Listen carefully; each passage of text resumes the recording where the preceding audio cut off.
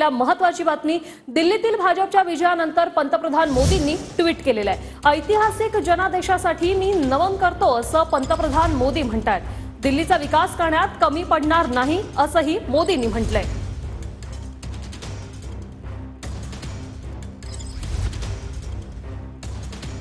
नेमकं काय म्हटलंय पाहूया।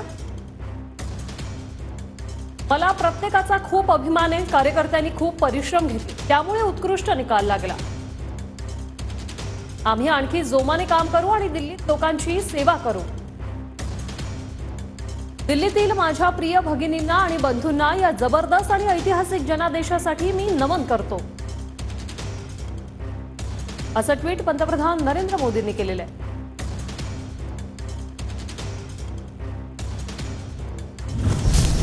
तर दिल्लीत रात्री भाजपचं पंतप्रधान मोदींच्या उपस्थितीत मोठं सेलिब्रेशन होणार आहे।